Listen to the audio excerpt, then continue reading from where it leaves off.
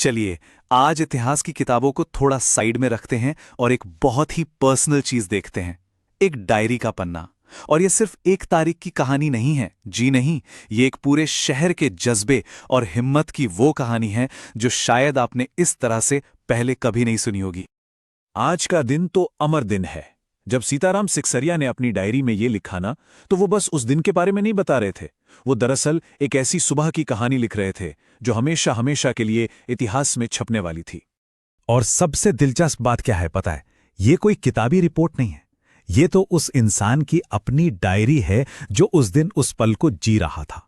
मतलब ये हमें उस दिन की धूल, उस धुएं, उस जुनून के एकदम करीब ले जाता है।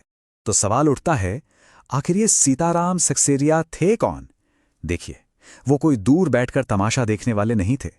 वो कलकत्ता के एक जाने माने बिजनेसमैन थे, एक समाज सुधारक थे, और सबसे जरूरी बात, वो एक पक्के देशभक्त थे जो उस दिन सड़क पर उतरकर खुद इतिहास बना रहे थे। अच्छा, अब सवाल यह है कि 26 जनवरी की तारीख में ऐसा क्या खास था? भाई, यही दिन क्यों चुना गया इतने बड़े विरोध के लिए? इसकी सारी कहानी जुड़ी है पूर्ण स्वराज के ऐलान से। ये कोई छोटी मोटी मांग नहीं थी। ये ब्रिटिश सरकार को सीधे सीधे कहना था कि अब हमें आधी अधूरी नहीं, पूरी आजादी चाहिए, बस। ये सब कुछ अचानक नहीं हुआ। देखिए, 1929 में पूर्ण स्वराज का ऐलान हुआ। फिर 1930 में पहली बार 26 जनवरी को स्वतंत्रता दिवस मनाया गया। और अब 1931 में तैयारी थी इसे और भी बड़े और जोरदार तरीके से मनाने की। तो चलिए, अब सीधे चलते हैं 26 जनवरी 1931 की सुबह कलकत्ता की सड़कों पर। डायरी में लिखा है, लोगों का कहना था कि ऐसी सजावट पहले नहीं हुई।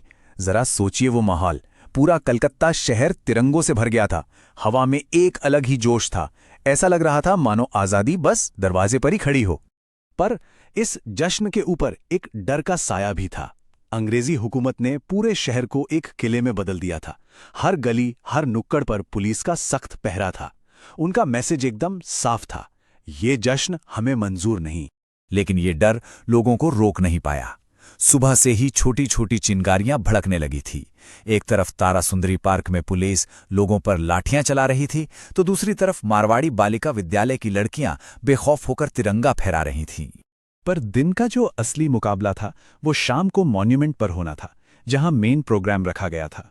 पुलिस कमिश्नर ने तो खुली चेतावनी दे दी थी कि कोई भी भीड़ जमा हुई तो उसे गैर कानूनी माना जाएगा और हिस्सा लेने वाले अपराधी होंगे। मतलब ये एक सीधी सीधी चुनौती थी, प्रशासन बनाम जनता। तो स्टेज पूरी तरह से सेट था।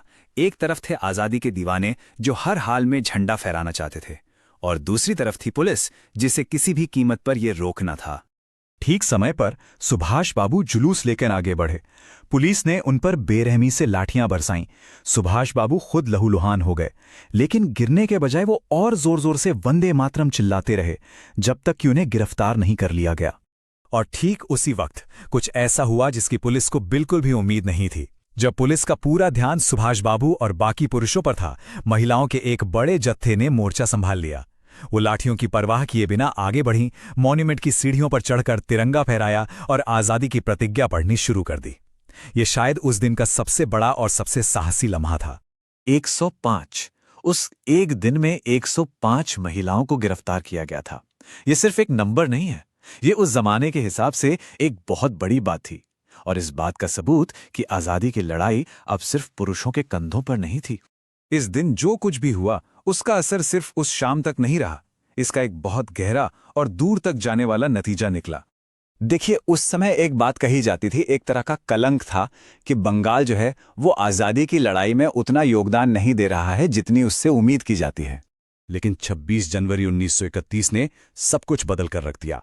कलकत्ता के आम लोगों ने और खास तौर पर वहां की महिलाओं ने जो हिम्मत दिखाई ना, उसने उस कलंक को हमेशा के लिए धो दिया। उस एक दिन ने यह साबित कर दिया कि बंगाल इस आंदोलन का दिल है। और जानते हैं, इस दिन की विरासत आज भी हमारे साथ है। कैसे? कई सालों बाद जब आजाद भारत को अपना संविधान लागू करने के लिए एक खास दिन चुनना था, तो कौन सी तारीख चुनी गई? यही 26 जनवरी। हमारा जो गणतंत्र दिवस है ना, वो असल में उसी दिन के साहस को एक सलाम है। तो सीताराम सेकसरिया की डायरी का ये एक पन्ना सिर्फ कोई कहानी नहीं है, ये इस बात का जीता जागता सबूत है कि इतिहास सिर्फ बड़े बड़े नेताओं और समझौतों से नहीं बनता। इतिहास तब भी बनता है जब आम लोग, निडर औरतें और जोशीले नौजवान मिलकर ये तय कर लेते हैं कि आज का दिन अमर दिन होगा।